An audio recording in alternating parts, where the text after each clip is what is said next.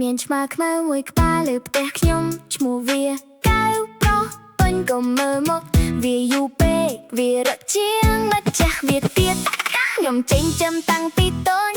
មិនទាន់បើកភ្នែកមើលលោក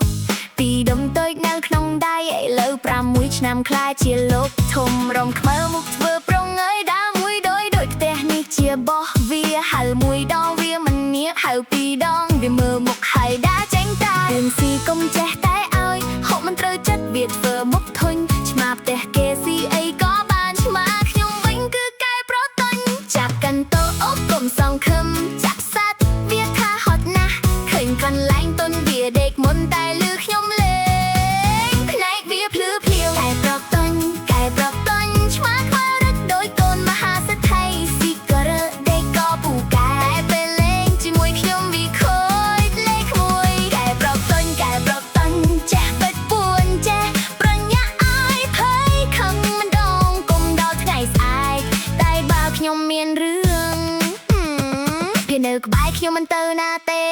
ពួនក្រោយវារងចាំខ្ញុំដើរមកដល់វាលុតប្រញាប់ខ្ញុំភ័យគេធ្វើមុខធំតាដែលចេញស្ញាត់ដូចគ្មានរឿងអីកើតឡើងពេលខ្លះវាឌឺពេលខ្លះវាកោចារឹកច្រាំងជាងតួក្នុងរឿងបើខ្ញុំធ្វើអីមិនត្រូវចិត្តវាចាំបានអកុំគិតថាវាភ្លេចពេលចង់បានអីឌីមកចិត្តធ្វើរកចោតមុខគួរឲ្យអាណិតមើលខ្ញុំដូចនិយាយសំតិចមកអូខេម្ចាស់ចាញ់ទៀតហើយតែបើសុំហើយខ្ញុំមិនឲ្យមីងងព្រាមកប្រជែកដោយទឹកក៏ហើយក៏មិននៅលួមក៏មិនខ្វល់ដូចនិយាយថាឯងនឹងខ្ញុំអស់និស័យប្រទញ្ញកែប្រទញ្ញឆ្មាខ្មៅរឹកដោយកូនមហាសេដ្ឋីស៊ីក៏រើដេកក៏ពូកែចាញ់កាន់តោមិនកើតតែគូខ្ញុំបានតែមួយថ្ងៃ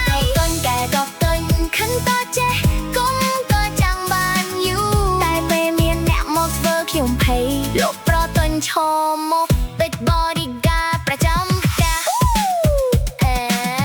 តាមមួយឆ្នាំហើយពីកូនឆ្មាតែមិនតាន់បើកភ្នែកដល់ថ្ងៃនេះវាធំឡើងរើស៊ីឡើងគុំក៏ពូកែឡើងតែ